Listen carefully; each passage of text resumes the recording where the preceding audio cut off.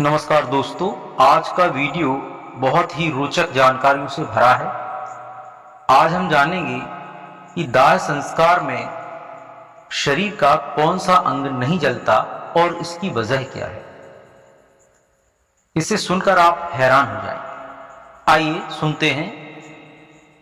जैसा कि आप जानते हैं कि हिंदू धर्म में कुल 16 संस्कार होते हैं, जिसमें सबसे अंतिम और महत्वपूर्ण अंत्येष्टि संस्कार, जिसे हम दाह संस्कार भी कहते हैं, इसको माना जाता है। दाह संस्कार के दौरान मृत शरीर को आग के हवाले कर दिया जाता है, जिसमें मनुष्य के शरीर को जलने में लगभग 2 से 3 घंटे का समय लगता है। मानव का संपूर्ण शरीर जलने के बाद भी शरीर का एक अंग बच जाता है जो पूरी तरह नहीं जल पाता है। आप सोच रहे होंगे कि वह कौन सा अंग है। हम जानेंगे इस वीडियो में।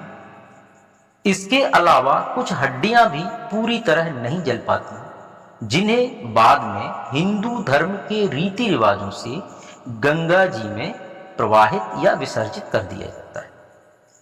अब सवाल यह है कि क्या 3 घंटे तक शरीर के जलने के बाद भी ऐसा कौन सा अंग है जो नहीं जलता है।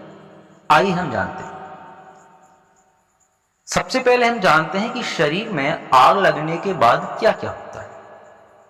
तो जानकारों के मुताबिक 670 से लेकर 810 डिग्री सेल्सियस के बीच तापमान होने पर मात्र 10 मिनट में ही शरीर पिघलना शुरू हो जाता है और 20 मिनट के बाद ललाट की हड्डी टिश्यू से अलग होने लगती है। कपाल गुहा की पतली दीवार में दरारें आनी शुरू हो जाती हैं। इसके बाद आधे घंटे के अंदर संपूर्ण ऊपरी त्वचा नष्ट हो जाती है। शरीर में आग लगने के बाद 40 मिनट में ही शरीर के आंतरिक अंग सिकुड़ जाते हैं, जिसके बाद जाल और स्पंज जैसी संरचना दिखाई पड़ती है। 50 मिनट बाद शरीर से हाथ और पैर काफी हद तक अलग होकर जल जाते हैं, जिसके बाद सिर्फ बचता है धड़।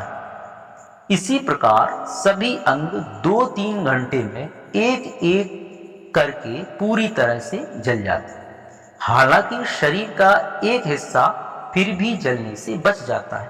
तो कौन सा हिस्सा नहीं जलता, आइए हम जानते हैं। 2-3 घंटे तक शरीर को जलने के बाद शरीर में सिर्फ दांत बचते हैं।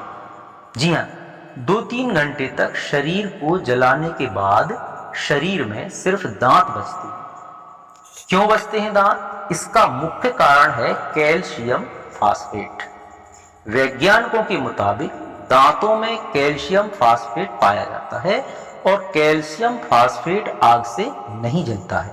हालांकि दांतों में पाए जाने वाले ऊतक जल जाते हैं। वैज्ञानिकों का मानना है कि मानव की सभी हड्डियों को जलाने के लिए 1292 डिग्री 1292 डिग्री फ़ारेनहाइट के तापमान की आवश्यकता होती है, जबकि इस तापमान पर भी दांत पूरी तरह से नहीं जल पाते हैं। बस आज के लिए इतना ही। कैसी लगी आपको यह रोचक जानकारी, कृपया कमेंट्स बॉक्स में लिखें। मेरे चैनल को सब्सक्राइब करें। मिलते हैं शीघ्र अगले किसी नई जानकारी के साथ। नमस्कार, धन्यवाद।